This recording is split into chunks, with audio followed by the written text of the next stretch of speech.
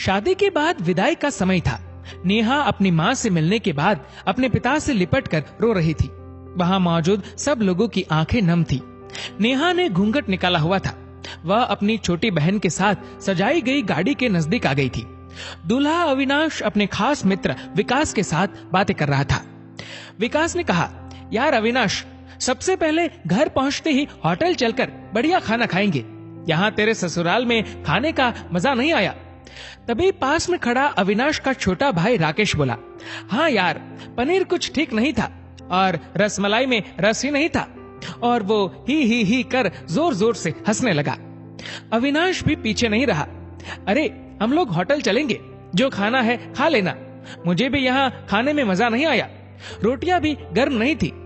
अपने पति के मुंह से ये शब्द सुनते ही नेहा, जो घूंघट में गाड़ी में बैठने ही जा रही थी, वापस मुड़ी, गाड़ी के दरवाजे को जोर से बंद किया और घूंघट हटाकर अपने पापा के पास पहुंची। अपने पापा का हाथ अपने हाथ में लिया और बोली, मैं ससुराल नहीं जा रही पिताजी, मुझे ये शादी मंजूर नहीं।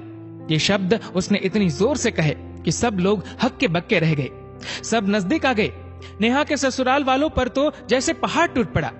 मामला क्या था ये किसी की समझ में नहीं आ रहा था। तभी नेहा के ससुर राधेश्याम जी ने आगे बढ़कर नेहा से पूछा, लेकिन बात क्या है बहू? शादी हो गई है, विदाई का समय है, अचानक क्या हुआ कि तुम शादी को नामंजूर कर रही हो? अविनाश की तो मानो दुनिया उजड़ने जा रही थी। वह भी नेहा के पास आ गया, अविनाश के दोस्त भी। सब लोग जानना चाहते थे कि आखिर ऐन वक्त पर क्या हुआ कि दुल्हन ससुराल जाने से मना कर रही है। नेहा ने अपने पिता दयाशंकर जी का हाथ पकड़कर रखा था। नेहा ने अपने ससुर से कहा, बाबूजी, मेरे माता पिता ने अपने सपनों को मारकर हम बहनों को पढ़ाया लिखाया व काबिल बनाया है। आप जानते हैं एक बाप के लिए बेटी क्या मायने रखती है। आप व आपका बेटा नहीं जान सकते, क्योंकि आपकी कोई बेटी नहीं है। नेहा रोती हुई बोले जा रही थी। आप जानते हैं मेरी शादी के लिए व शादी में बारातियों की आवाभगत में कोई कमी न रह जाए, इसलिए मेरे पिताजी पिछले 1 साल से रात को 2-3 बजे तक जागकर मेरी माँ के साथ योजना बनाते थे। खाने में क्या बनेगा, रसोईया कौन होगा।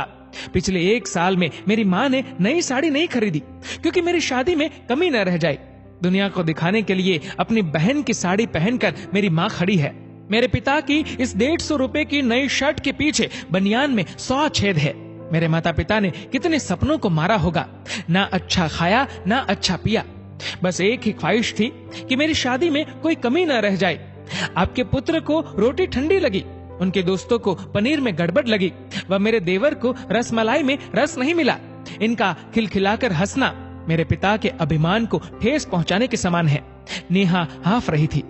नेहा के पिता ने रोते हुए कहा, लेकिन बेटी, इतनी छोटी सी बात। नेहा ने उनकी बात बीच में ही काटी और बोली, ये छोटी सी बात नहीं है पिताजी।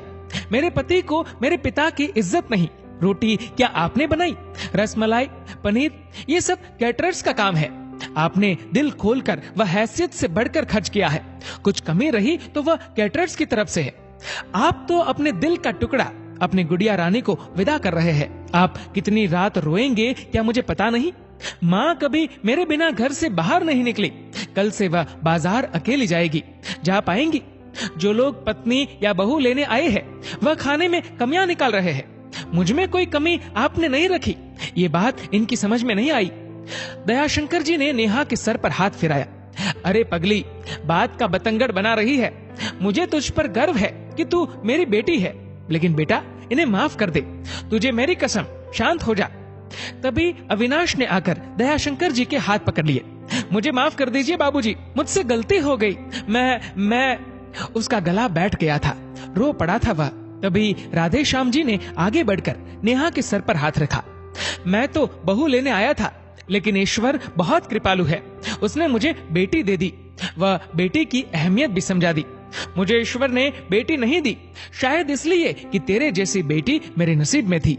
अब बेटी, इन नालायकों को माफ कर दे। मैं हाथ जोड़ता हूँ तेरे सामने। मेरी बेटी नेहा मुझे लौटा दे। और राधेश्याम जी ने सचमुच हाथ जोड़ दिए थे। वह नेहा के सामने सर झुका दिया। नेहा ने अपने ससुर के हाथ पकड़ लिए। बाबूजी, राधेश्याम जी ने कहा। बाबूजी नहीं, पिताजी। नेहा भी भावुक होकर राधेश्याम जी से लिपट गई थी।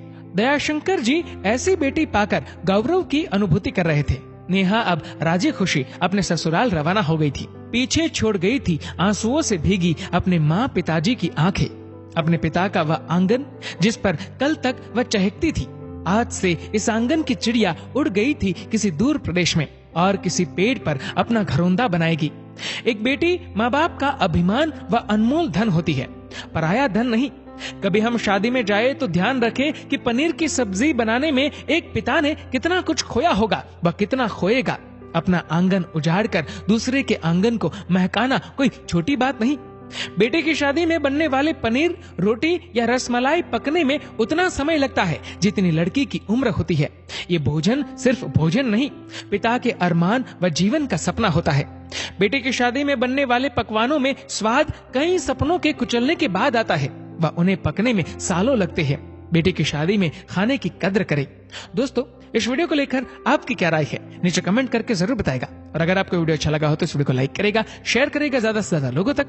और ऐसे ही और भी इंस्पिरेशनल वीडियोस के लिए सब्सक्राइब करें हमारे यूट्यूब चैनल को और फेसबुक पर फॉलो करें हमारे पेज को। धन्यवाद।